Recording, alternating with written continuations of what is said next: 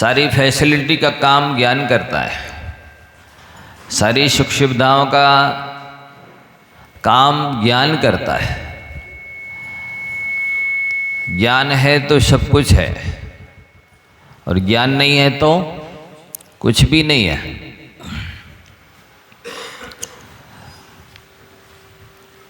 तो एक ही साधे सब सदे, सब साधे सब जाए। एक की सिद्ध करने से सारे कार्यों की सिद्धि होती है, और बहुत सारे साधन जुटाते हैं सुख पाने के लिए, पर सुख रूपी कार्य की सिद्धि नहीं होती है। आप प्रैक्टिकली देख सकते हैं कि जो बहुत संपन्न है, धनाढ्य है, सब तरह से सुख सुविधा के साधन जुटा रखे हैं, लेकिन इसके बाद भी बेदुखी हैं, इसके बाद भी वो परेशान हैं। लेकिन जिन संत साधकों के ज्ञानियों के पास में कुछ भी नहीं है, इसके बाद भी वे सबसे ज़्यादा सुखी हैं। प्राचीन ऋषि मुनियों ने लिखा है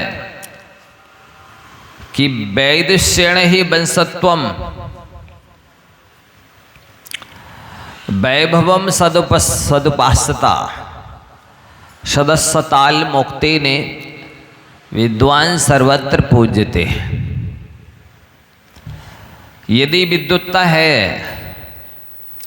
सम्यक ज्ञान है, शास्त्रों का ज्ञान है, तो उससे ही आपकी कुलीनता जानी जाएगी कि आप उच्च कुलीन हैं। यदि ज्ञान नहीं है तो आप अपनी उच्च कुलीनता नहीं रख सकते। आप देख लो, रावण जैसा विद्याधर सलाका पुरुष भी इस सम्यक ज्ञान को सुरक्षित नहीं रख सका, तो दुर्गति के पात्र हुआ। तो विद्वत्ता से ही वंश जाना जाता है, उच्च कुलीनता जानी जाती है, और विद्वत्ता से ही वैभव का सदुपयोग होता है। अन्यथा आप देखो, जिनके पास सम्यक ज्ञान नहीं है,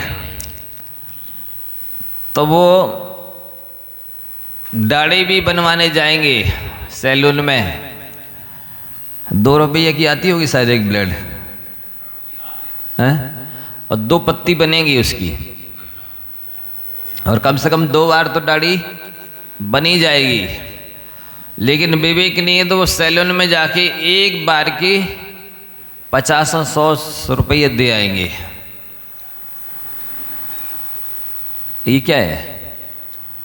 ये विवेक का अभाव है। 2 रुपये में जो काम होने वाला था 1 रुपये में, वो 50 रुपये में और 100 रुपये में हुआ। एक दृष्टांत है।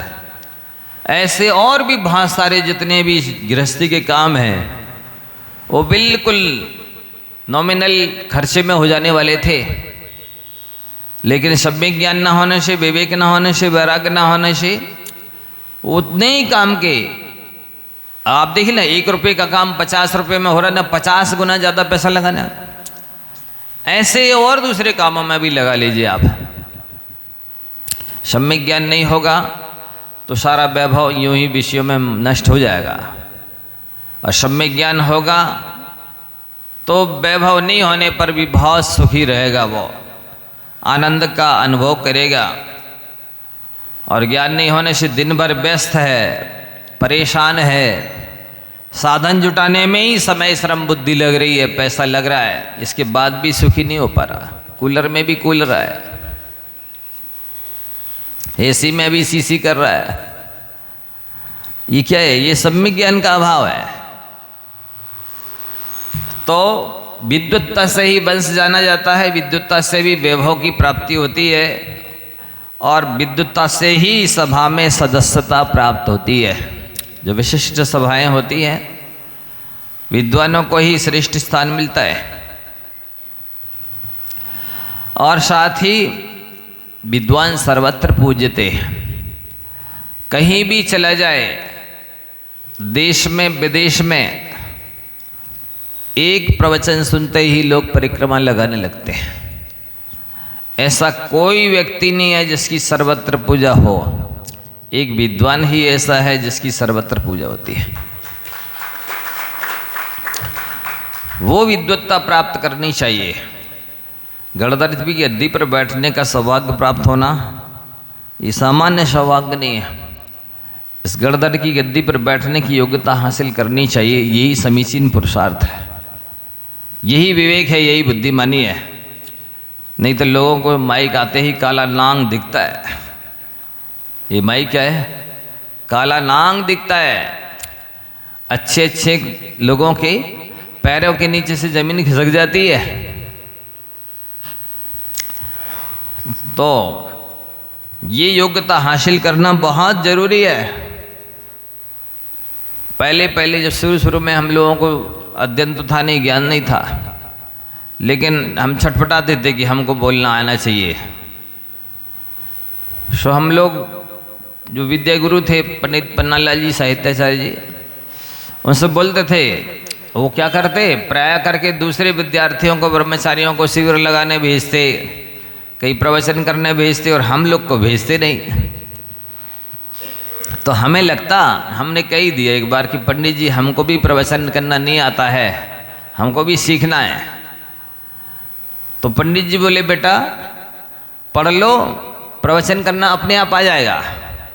सीखना नहीं पड़ता प्रवचन करना, ज्ञान होने पर प्रवचन करना आ जाता है, अपने आप निकलने लगता है। तो बाकी में वैसे ही हुआ। उन्होंने नहीं भेजा ज़्यादा करके हम लोगों को प्रवचन के लिए, यहाँ वहाँ बस पढ़ाते रहे वो और बोलते रहे जितना अर्जन कर सकते हो अध्ययन कर लो। वक्तव्य करना देना कोई बड़ी बात नहीं है, ज्ञान होना बड़ी बात है। पल्लवग्राही पांडित्य तो होता है लोगों के पास, समझते हैं पल्लवग्राही पांडित, पल्लव पत्तों पत्तों पर डोलना। ऐसे ही थोड़े बहुत साहित्यिक शब्द सीख लिए तो माइक पर बोल दिया। ये बोलना महत्वपूर्ण नहीं है, एक एक शब्द की बालगी खाल निकालना आना चाहिए, वो बोलना महत्वपूर्ण है। जिसमें कि साहित्यिक शब्द भी हों, व्याकरण से भी शब्दों की व्युत्पत्ति की जा सके, न्याय के माध्यम से भी उसको युक्ति संगत बिठाया जा सके, ये बोलना बहुत जरूरी है। तो विद्वत्ता से ही विद्वान सर्वत्र पूजा जाता है, और ये योग्यता हासिल करना सबसे बड़ी योग्यता है। दो चीजें हैं, एक व्यक्ति चक्रवर्ती है और एक विद्वान है। विद्वत्वम चे नृपत्वम चे नैव तुल्यम कदाचन, स्वदेशी पूज्यते राजा विद्वान सर्वत्र पूज्यते। दो चीजें हैं, विद्वत्ता और नृपत्व बने राजापना, चक्रवर्तीपना। इन दोनों में श्रेष्ठ कौन है? विद्वान होना श्रेष्ठ है, चक्रवर्ती बनना, राजा बनना श्रेष्ठ नहीं है। क्योंकि मूर्ख की पूजा अपने घर में होती है। पूजा होती मतलब उसकी माँ बोलती है मेरा राजा बेटा, यही तो पूजा है। कोई भी हो, गरीब से गरीब, तो वो माँ अपने बेटे को राजा बेटा ही बोलती है। तो मूर्ख की पूजा अपने घर में होती है, मुखिया की पूजा अपने गांव में होती है, मुकद्दम की है, मुकद्दम की पूजा अपने गांव में होती है, राजा की पूजा अपने देश में होती है, लेकिन विद्वान की पूजा सर्वत्र होती, देश और विदेश में। देश विदेश हो, चाहे जैन जैनेतर हो, कहीं भी हो, किसी की भी सभा हो, विद्वान की पूजा है। सबसे पहले, सबसे आगे, सबसे ऊपर विद्वान को बिठाया जाएगा। क्योंकि वो जो बोलेगा वही मार्गदर्शन होगा, वो सबसे अच्छा होगा। किसी भी कार्य की सफलता बिना ज्ञान की नहीं होती। ज्ञान है तो कार्य में चार चांद लगते हैं, कार्य सफल होता है, फलीभूत होता है, कई गुना लाभ होता है। और अज्ञान तो कहते हैं यदि मूर्ख की संगति कर लो तो क्रोध बढ़े नर मूढ़ की संगति है।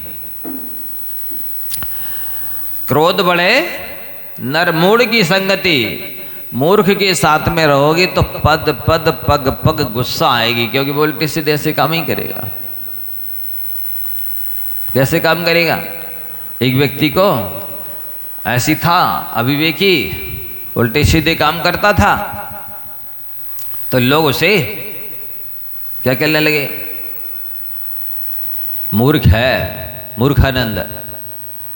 सो उसने कहा हम गांव ही छोड़ के चले जाएंगे, इस गांव के लोग बहुत बेकार हैं, मूर्खानंद बोलते हैं। वो गांव छोड़ के चला गया, एक दूसरे गांव के बाहर जाके कुआं था, तो उस गांव के बाहर के कुएं में पांव लटका के बैठ गया उस पट्टी पे, घाट पे जो उसका होती ना बाउंड्री। तो वहां उस गांव की महिलाएं पानी भरने आई, सो बोलते कैसा मूर्खानंद है।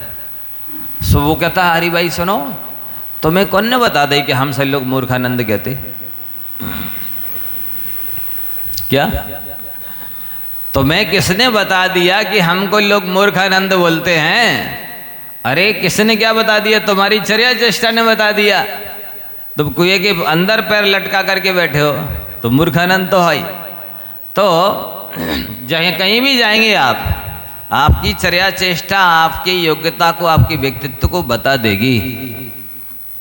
आपकी बोली वाणी ही आपको सम्मान दिलाएगी या अपमान दिलाएगी। आपका आचरण आचार विचार ही सम्मान दिलाएगा या अपमान दिलाएगा। आप देखो परीक्षा में पास हो सकते हैं,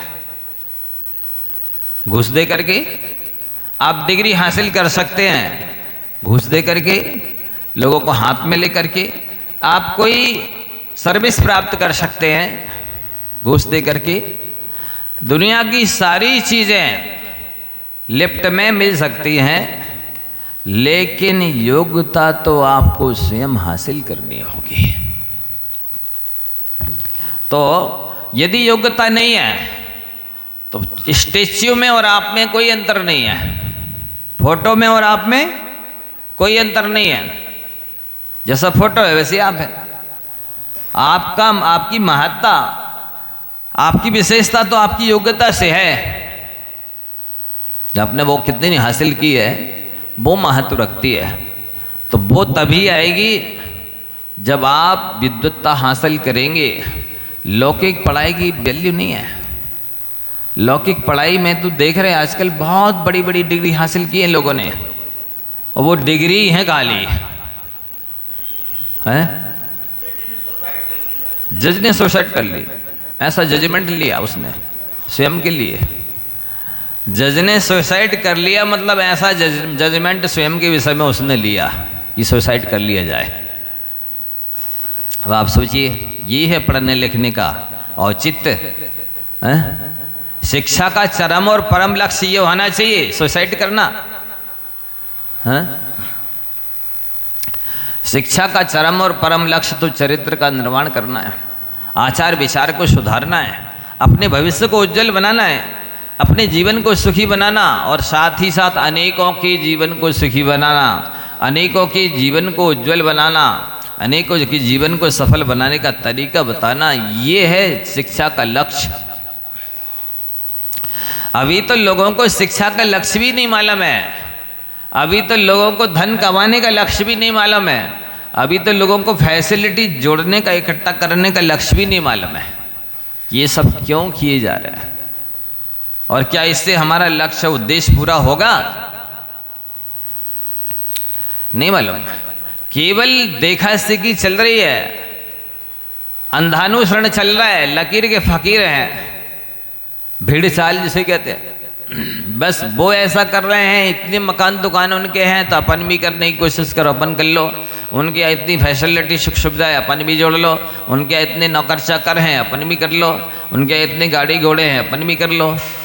बस यूँ चल रहा है।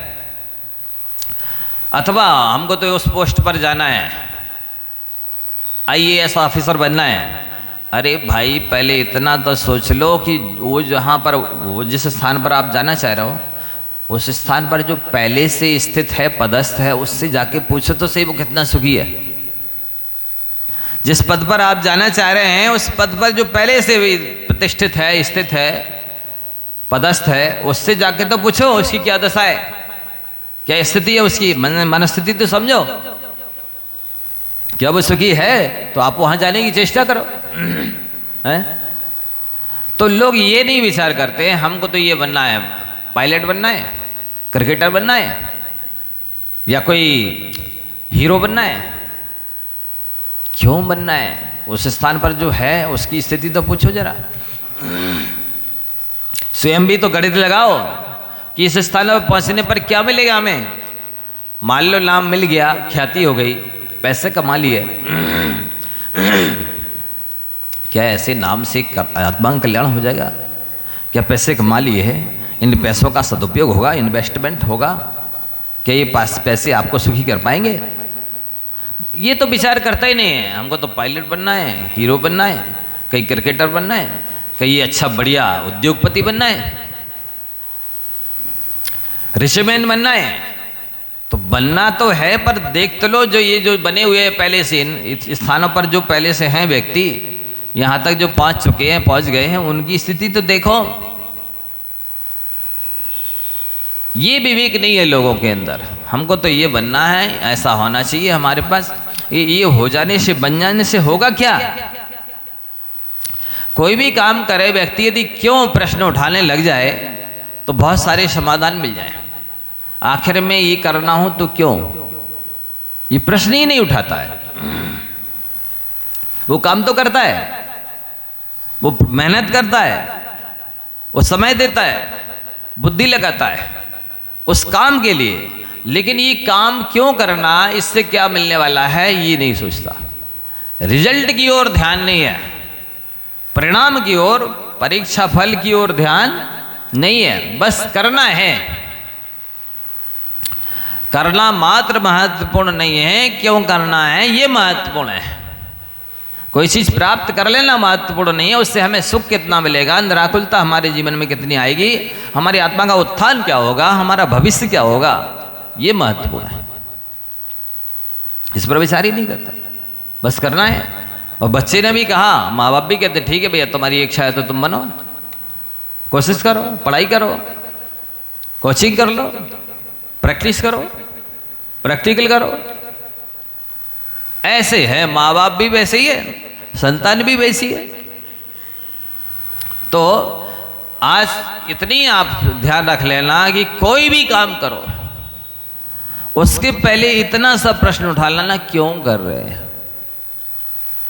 नहीं उठा सकते इतना प्रश्न, क्यों कर रहे हैं, इससे हमें बेनिफिट क्या है, कितना है। वो बेनिफिट वास्तविक है कि क्षणिक है, उससे मेरी आत्मा को कितना उद्धार है, उत्थान है, उन्नति है, प्रोग्रेस है, सुख शांति है, निराकुलता है, ये तो विचार करो। क्या मनुष्य इसीलिए मिली है?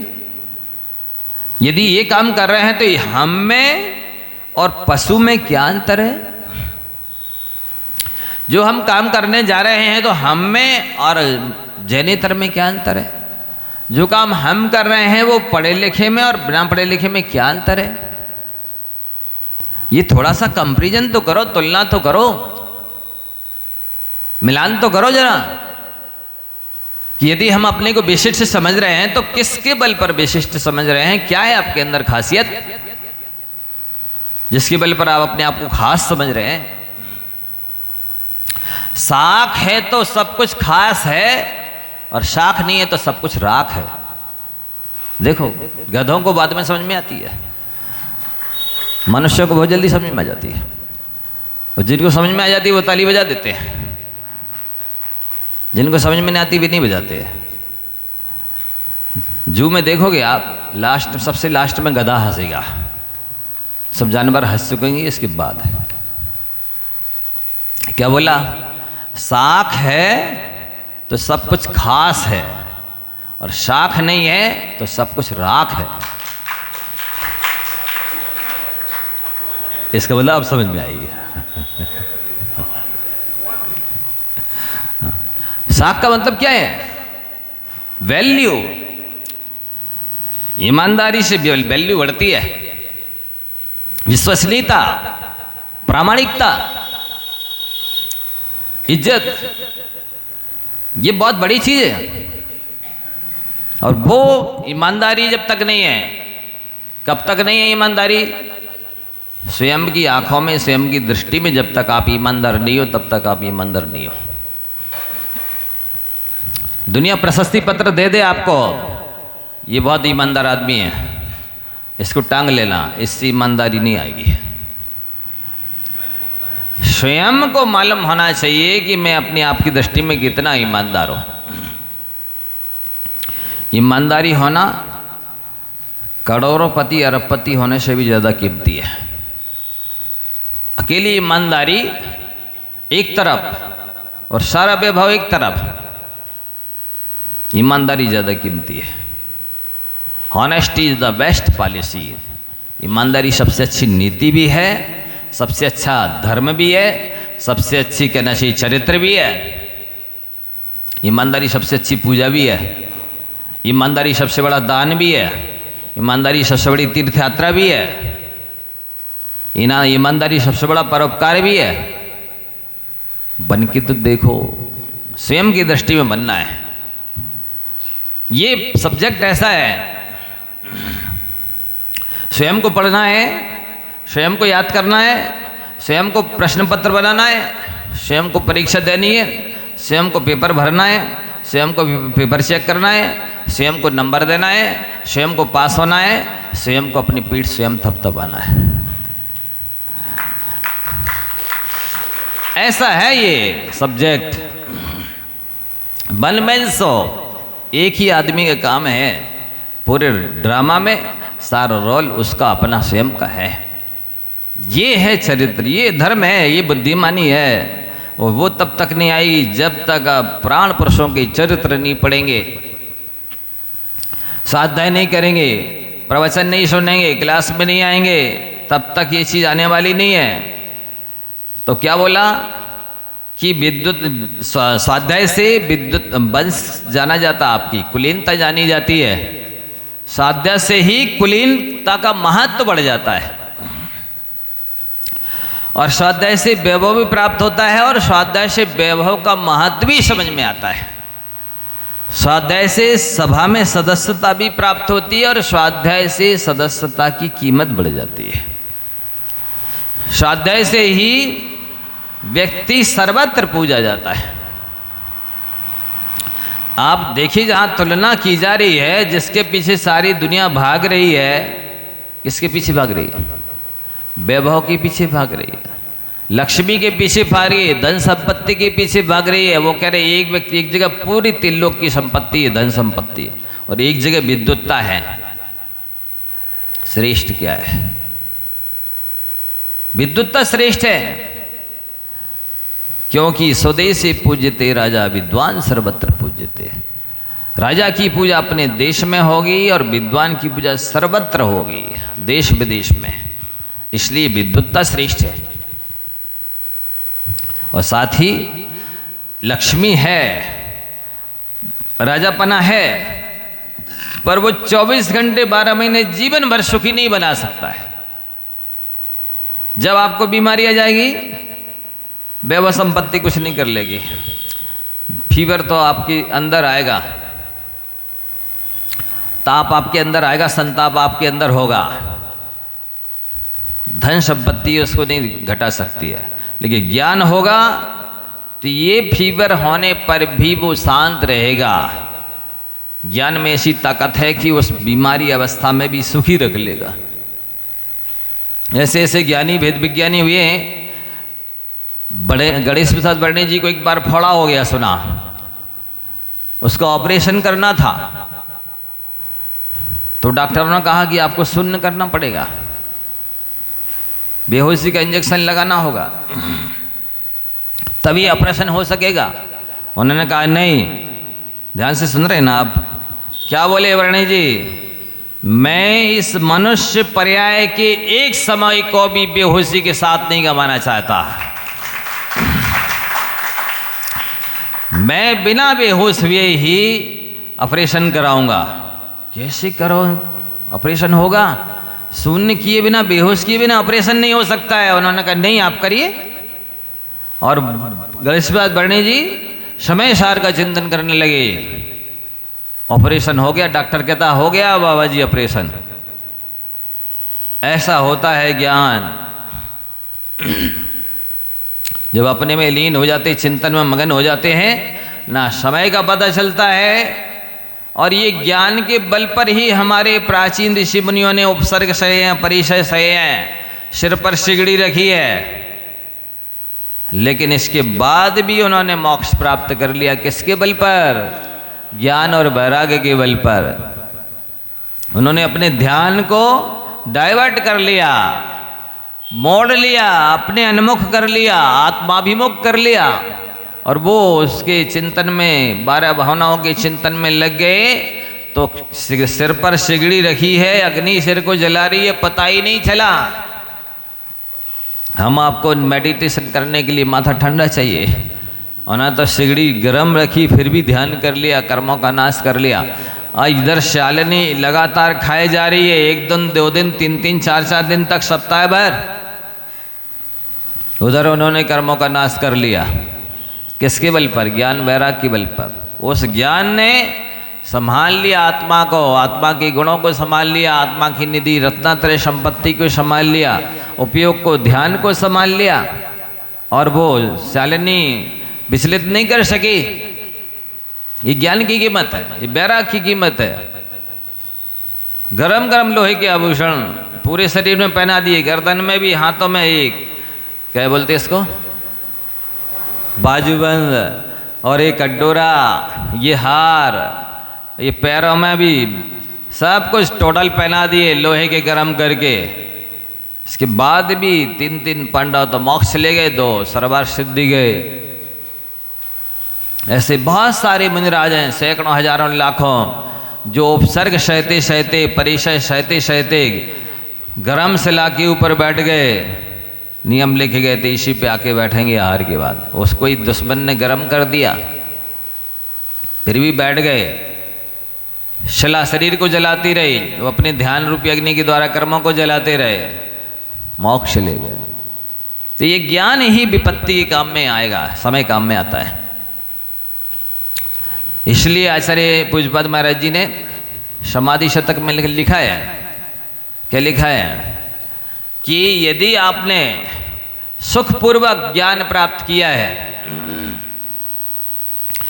अनुकूलता से, सुख सुविधा में ज्ञान प्राप्त किया है, तो वो ज्ञान दुख के आने पर कपूर की तरह उड़ जाएगा, काम में नहीं आएगा। और यदि दुख पूर्वक सुहेण भाविदम ज्ञानम दुहे जादे विनश्यति, सुखपूर्वक प्राप्त किया हुआ ज्ञान दुख आने पर नष्ट हो जाता है।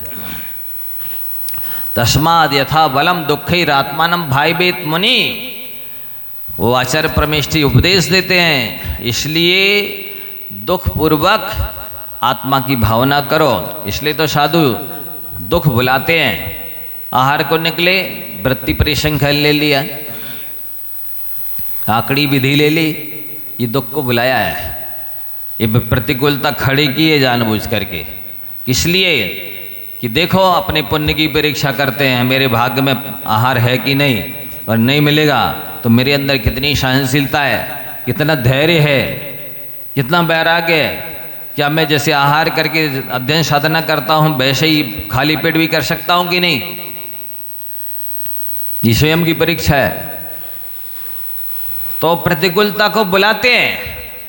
बरसात में वृक्ष के नीचे खड़े हो गए, अब पानी गिरेगा तब तो गिरेगा ही शरीर के ऊपर, पानी रुक जाएगा फिर भी पत्तों से सट सट करके बाद तक गिरता रहेगा। ये प्रतिकूलता बुलाई है। ठंडी में और नदी के किनारे खड़े हो गए, गर्मी में और पहाड़ के ऊपर सूरज के सामने मुख करके खड़े हो गए। शक्ति है तो देखे तो सही, कि हम प्रतिकूलता में भी आत्मा का ध्यान कर सकते हैं, हम समता रख सकते हैं, हम शांति बनाए रख सकते हैं।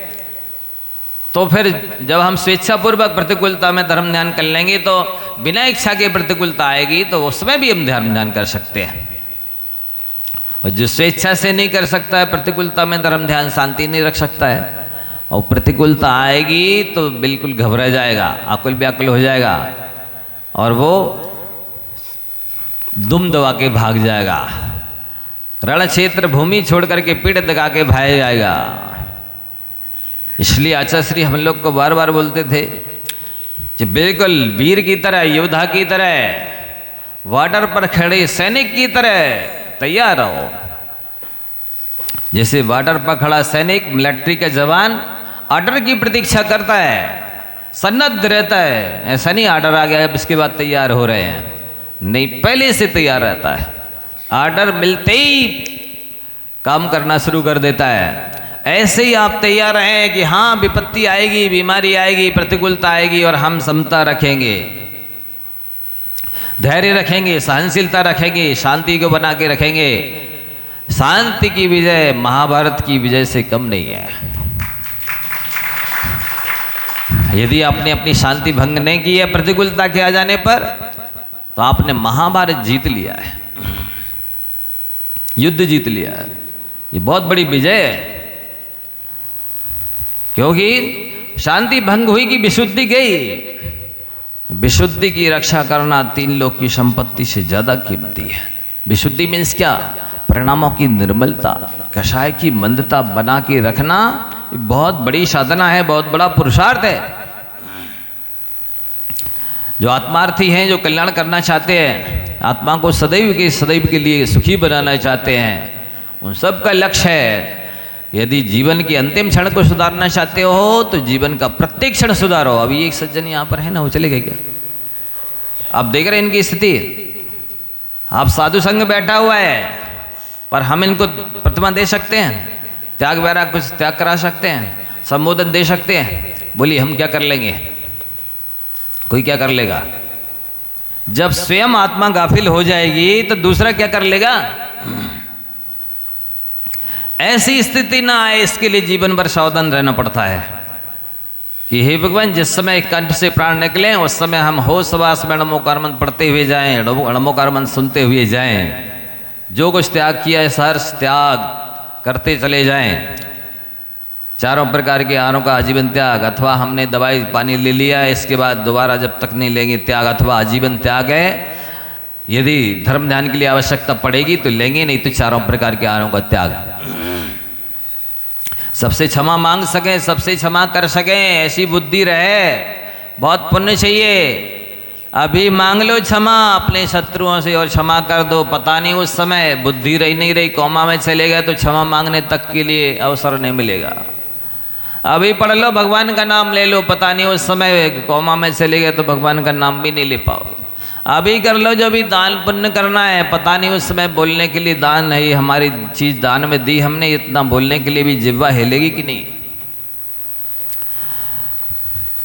ये समझ लो, आप सतर्क कर रहे हैं, सावधान कर रहे हैं कि जो कुछ करना है अच्छा आज ही कर लो, अभी कर लो। अंत समय में ये रचना हिली ना हिली कहा नहीं जा सकता है।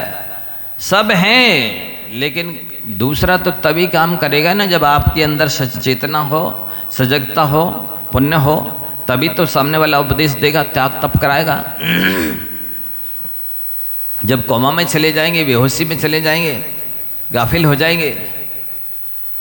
देखो, जागे नहीं कसाए नहीं वेदना सतावे, ये 2 चीजें जिसके अंत समय में नहीं रहे, समझ लो श्रेष्ठ पुण्यात्मा जीव है। उसकी समाधि हो सकती है श्रेष्ठतम। यदि कसाय सता रही है कोई भी, या वेदना सता रही है, तो फिर कोई कुछ नहीं कर पाएगा। ये पाप का उदय है। देखो, आपने कैसा जीवन जिया है इसका रिजल्ट अंत समय में आएगा। आपने जो व्रत नियम संयम लिए हैं उनको कितने अच्छे से पाला है, इसका रिजल्ट अंत समय में आएगा। यदि परेशानी आ रही है समाधि में, इसका मतलब है कि वो आपने ठीक से धर्म नहीं किया है, ठीक से आप व्रत नहीं पाले हैं, ठीक से भावना नहीं बाई है, इसलिए ये परेशानी आ रही है। ये उसी का परिणाम है जीवन भर के किए कृत्यों का। ये शिक्षा है, सबको लेना चाहिए प्रेरणा। किसी का भी अंतिम घड़ी कभी भी आ सकती है, और वस्तुतः 7 दिन में तो सबको मर ही जाना है, 8वें दिन कोई नहीं बचेगा, क्योंकि सप्ताह में 7 ही दिन होते ना। इन 7 दिनों में ही से तो किसी ना किसी दिन जाना है। ऐसा है, मरना सबको एक दिन ऐसा आएगा कि सब मर जाएंगे। ये लोग कह रहे मरना सबको एक दिन आएगा, ऐसा कोई दिन जब सब मर जाएंगे। तो क्या अर्थ है इसका? मरना सबको एक ना एक दिन। क्या अर्थ है इसका? लिखा तो ये मरना सबको एक दिन, लेकिन अर्थ कैसे लगाना? मरना सबको एक ना एक दिन। अपनी अपनी बार, अपनी अपनी बार जब आएगी ना, अपना अपना स्टेशन, वहां सबको उतरना है। तो ये अपने लिए शिक्षा दी जा रही, उपदेश दिया जा रहा है कि जो कुछ पढ़ा जाता है, जो कुछ धर्म किया जाता है, जो कुछ तप त्याग किया जाता है, और अपने पास जो कुछ उपलब्धि है, उस सब का सदुपयोग समाधि मरण के लिए किया जाता है। अंत भला सो सब भला, दिन भर का भूला शाम को घर आ जाए तो भूला नहीं कहलाता है। बीती ताही विसार दे, ये सब शिक्षा क्या कह रही है नीतियाँ? कि बीत गई है सो बीत जाने दो, आगे की सुध लो, अब आगे के लिए संभाल लो। जो हो गया है, गलती हो गई है, विषय कषाय हो गए हैं, पाप हो गए हैं, व्यसन हो गए हैं, जो भी अनिष्ट हो गया है, बुरा हो गया है, उस सब की सबसे पहले तो निंदा कर, आलोचना करो, प्रत्याख्यान प्रतिक्रमण करो, प्रायश्चित करो। क्योंकि आपके पाप की कालिमा को धोने की सामर्थ्य समुद्र के पानी में नहीं है।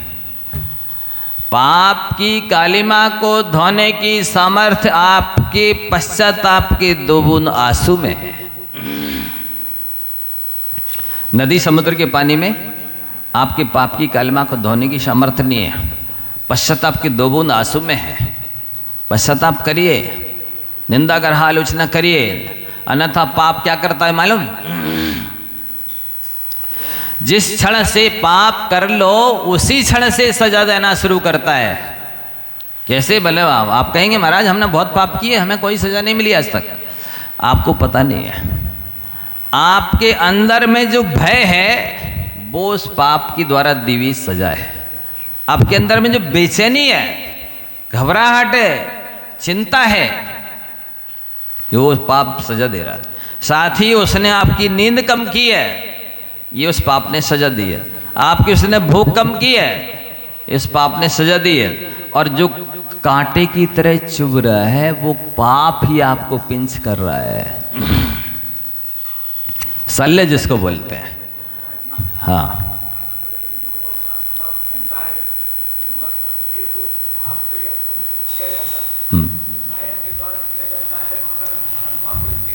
ऐसा है, आप कह रहे हैं कि पाप तो काया के द्वारा किया जाता है, आत्मा को सजा क्यों मिलती है? किसी मुर्दे को पाप करते हुए देखा आप लोगों ने? बोलो, किसी मुर्दे को पाप करते देखा? किसी स्टेच्यू को पाप करते देखा? किसी फोटो को पाप करते देखा? किसी लकड़ी को, अचेतन पदार्थ को पाप करते देखा? नहीं देखा ना। इसका मतलब है ये शरीर नहीं कर रहा है पाप, इसके अंदर बैठी जो आत्मा है वो इस शरीर से करा रही है पाप।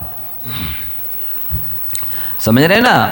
जब तक आप शरीर में हैं तब तक उपचरित असद्भुत व्यवहार नए से ये शरीर आपका है, तभी तो इसके द्वारा किए हुए पापों का फल आपकी आत्मा को भोगना पड़ता है।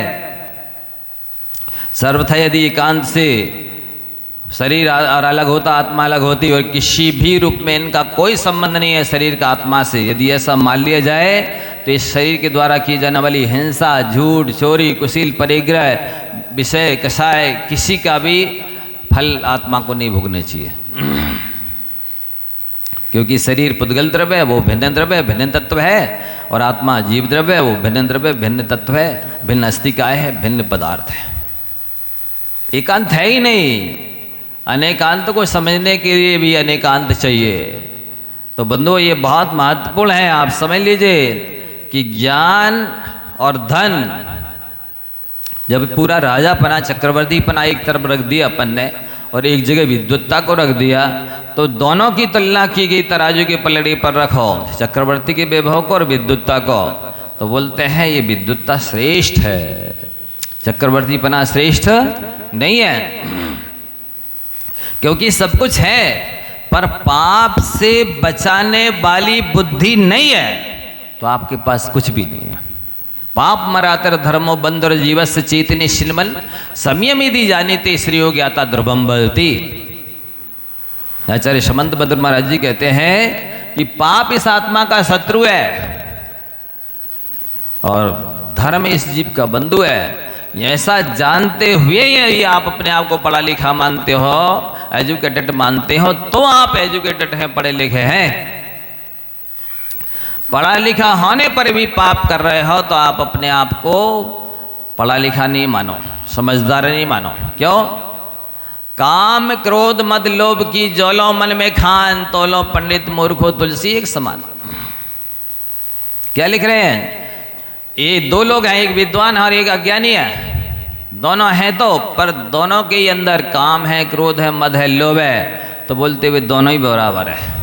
अब इनको ऐसा नहीं कहो कि ये विद्वान है और ये अज्ञानी है। ये होने के बाद, ज्ञान होने के बाद में इन काम क्रोध मद लोभ से बचना है। जो बच रहा है वो विद्वान है। शास्त्रीय ज्ञान हो तो बहुत अच्छी बात है, और नहीं हो तो इससे जो बच रहा है वो विद्वान ही है।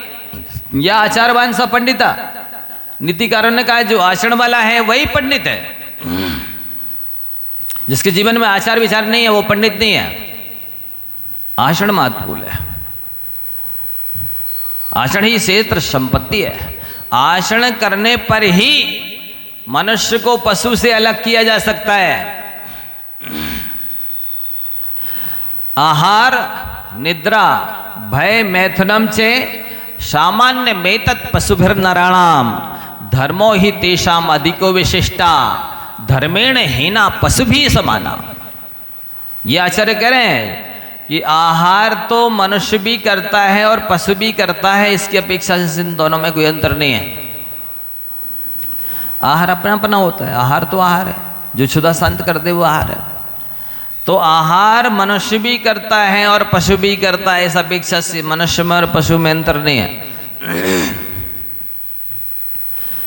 भयभीत मनुष्य भी होता है और पशु भी होता है, इस अपेक्षा से भी मनुष्य में और पशु में कोई अंतर नहीं है। निद्रा मनुष्य भी लेता है और पशु भी लेता है, इस अपेक्षा से भी इन दोनों में कोई अंतर नहीं है। धर्मो ही तेषाम अधिको विशिष्टा धर्मेण हीना पशु भी समाना। धर्म है तो मनुष्य पशु से श्रेष्ठ है, और धर्म नहीं है तो बस सींग और पूंछ की कमी जरूर है। और ये पशुओं का भाग्य है कि वो घास फूस नहीं खाता है, बस इतने ही अंतर है, बाकी और कोई अंतर नहीं है। धर्मेण हीना पशु भी समाना। धर्म से हीन मनुष्य बिना सींग पूंछ का पशु है। इसलिए यदि ये मनुष्य का चोला मिला है तो ये चीज प्राप्त करो, सब में ज्ञान अर्जन करो। ये अक्षय निधि है, शाश्वत निधि है, ये संकट मोचन विधि है। समस्त दुखों से छुड़ाने वाली विधि है ये सब में ज्ञान।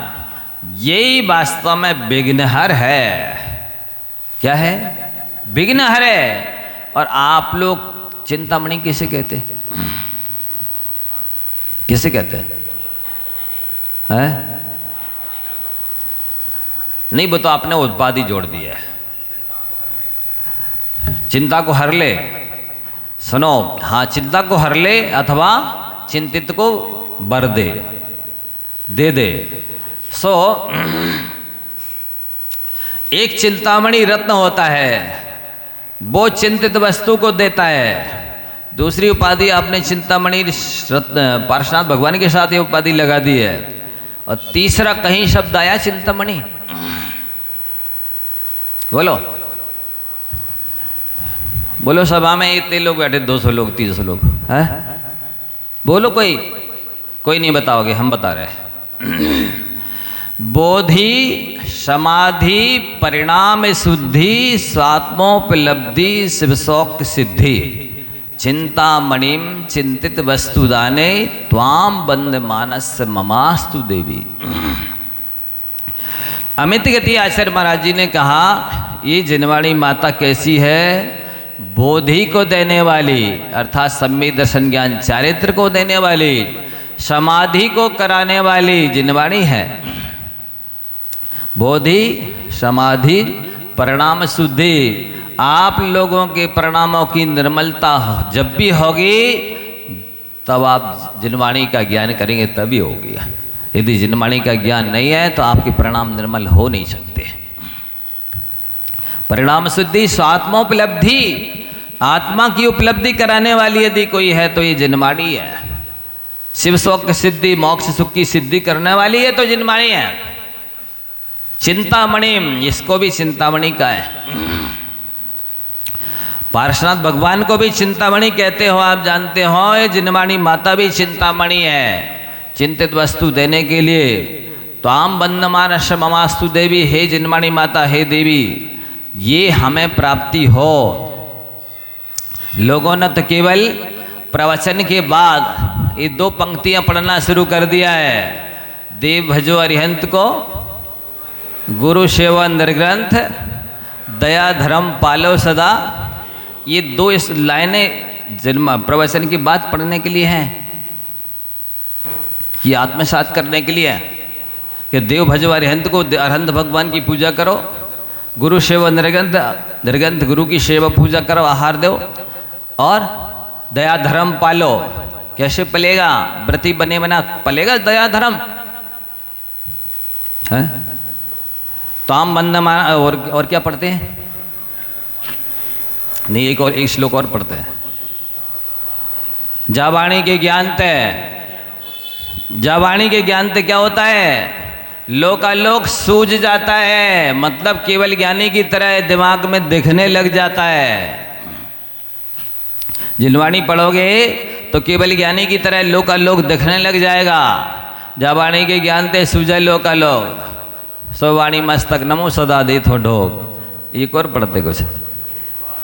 हे जिनवाणी भारती दिन रेन, देखो तो क्या क्या बोलते हैं। हे जिनवाणी भारती तो जब वो दिन रेन, रेन माने क्या होता है? रात दिन पढ़ो, ये कह रहे हैं। जो तेरी शरणांग है सोना पावे चन है, जो तेरी शरणांग है सोच पावे सुख चैन। ये किसको सुना रहा है, किसके लिए बता रहे हैं? जिनवाणी को सुना रहे, गुरु को सुना रहे कि भगवान को? सुख चैन चाहिए है तो जिनवाणी पढ़ो, ये शास्त्रों को पढ़ो, सुनो। जिनवाणी मोक्ष नशेनी है, क्या मतलब होता?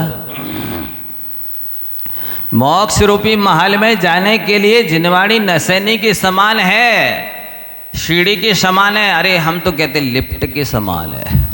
कैसी है? जिनवाणी लिफ्ट के समान है। स्वाध्याय मोक्ष का वायुयान है। आप जितना ज़्यादा स्वाध्याय करेंगे, जैसे किसी को यात्रा करनी, सम्मेद शिखर जी जाना है,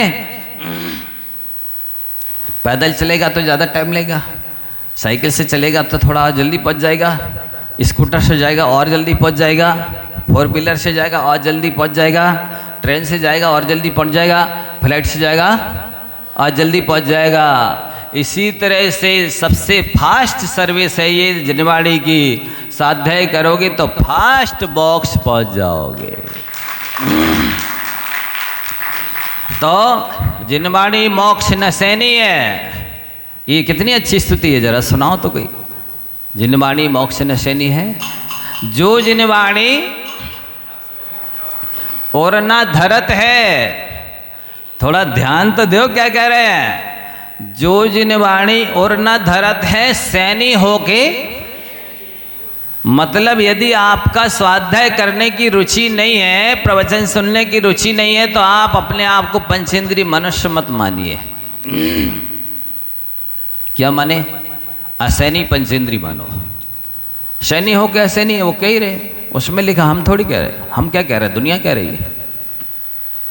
सैनी हो के असैनी है, वो सैनी नहीं है।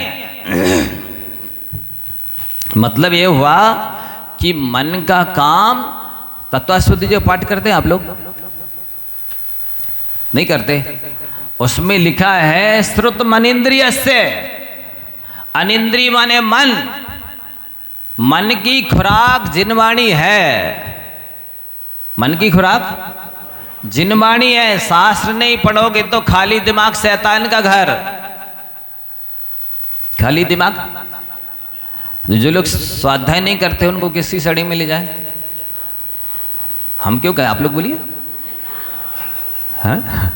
खाली दिमाग, तो उनका दिमाग खाली ही है जो स्वाध्याय नहीं कर रहे हैं। स्वाध्याय करेंगे तो वो चिंतन चलेगा, मनन चलेगा, अनुप्रेक्षा होगी। और पढ़ेंगे नहीं तो क्या करेंगे? जो जहां से आता है वहीं की बात करता है। इसका क्या मतलब है? यदि आप दुकान से आ रहे होंगे तो दुकान संबंधी ही चर्चा करेंगे, कोई मिलेगा तो आपसे।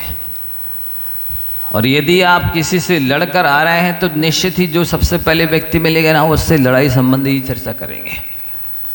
भोजन बना के आ रहे हैं तो भोजन संबंधी चर्चा करेंगे। जिस सब्जेक्ट को आपने लिया है हाथ में, उसी संबंधी चर्चा और चिंतन चलता है, नियम है ये। इसलिए यदि स्वाध्याय नहीं कर रहे हो तो खाली दिमाग शैतान का घर, शैतानी सूझेगी।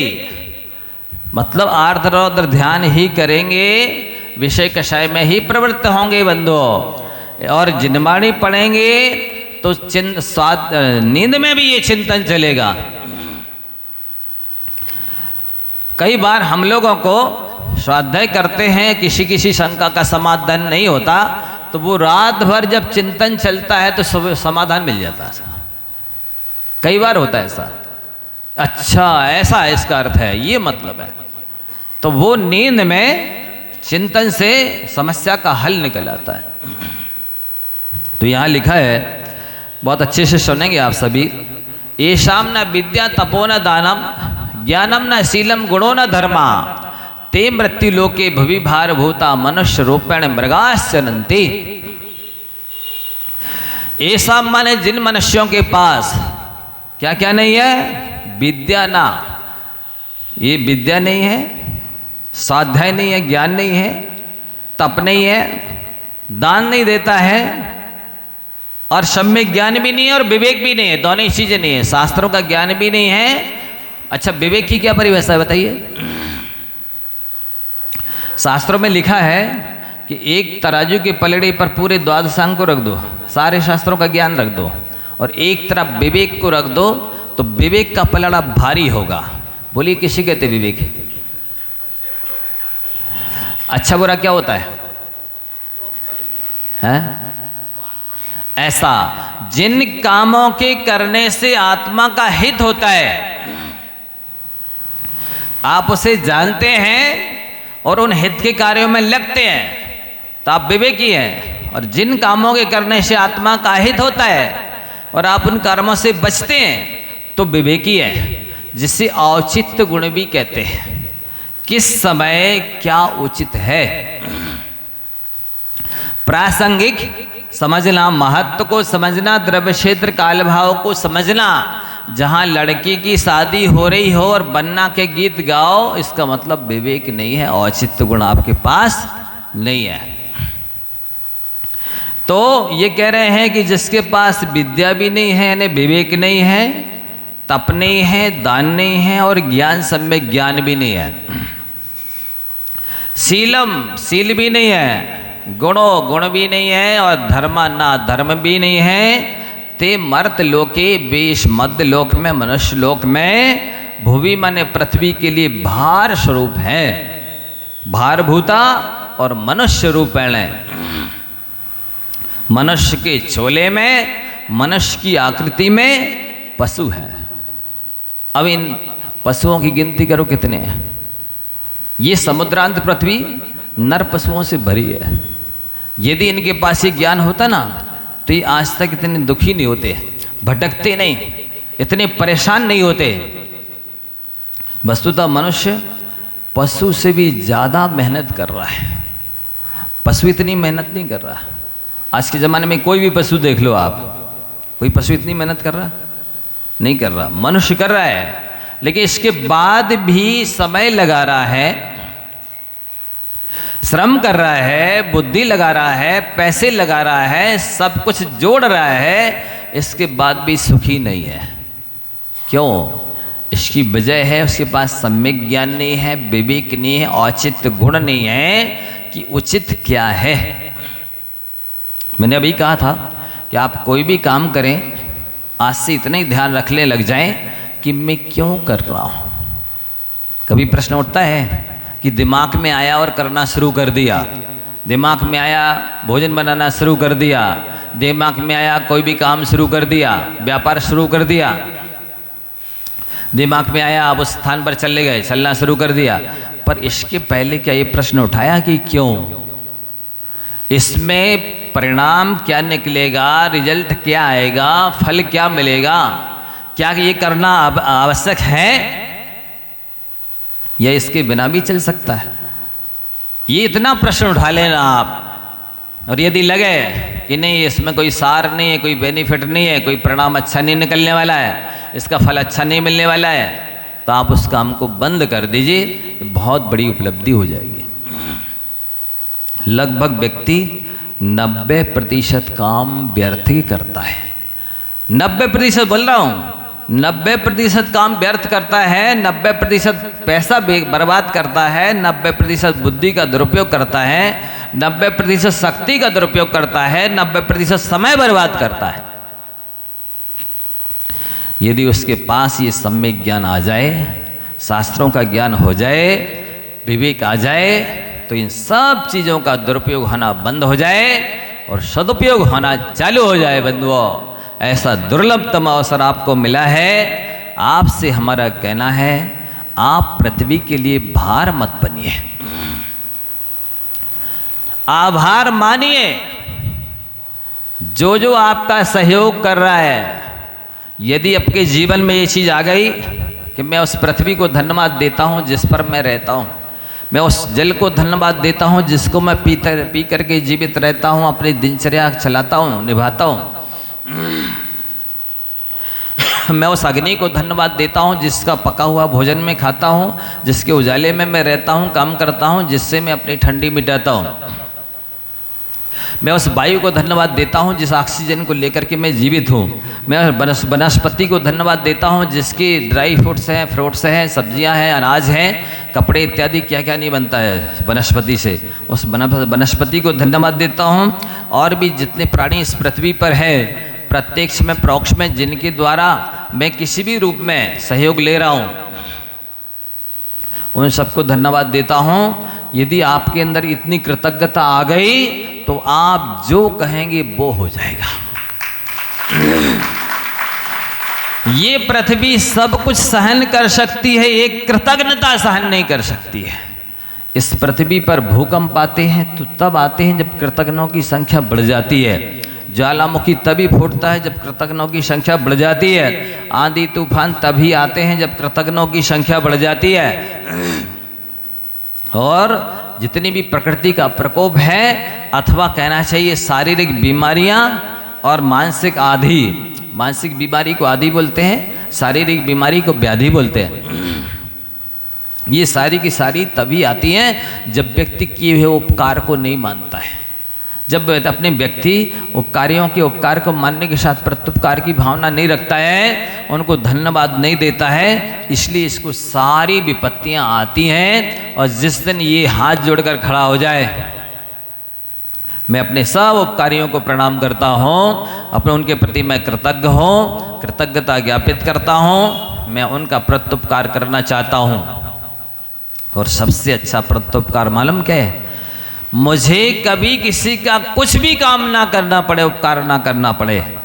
इसका मतलब है कि उन पर कोई संकट ना है, वे कभी इस विपत्ति में ना पड़े, अभावग्रस्त ना रहें, ये इसका तात्पर्य है। मुझे किसी का उपकार ना करना पड़े, सहयोग हेल्प मदद ना करनी पड़े, इसका मतलब क्या है कि किसी को आवश्यकता ही न पड़े।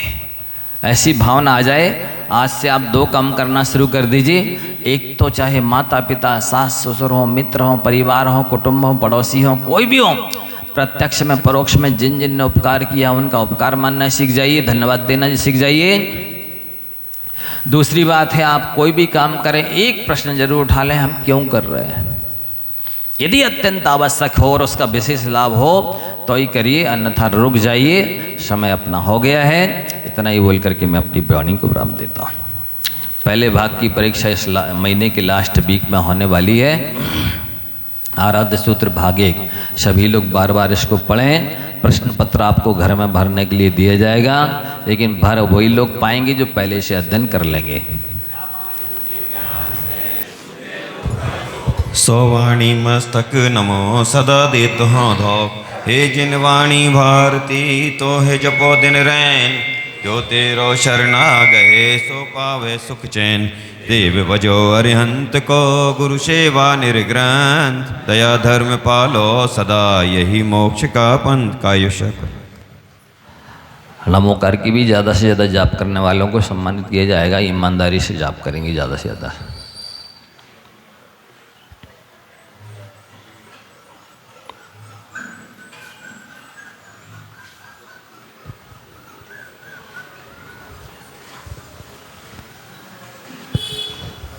बोले द्वादश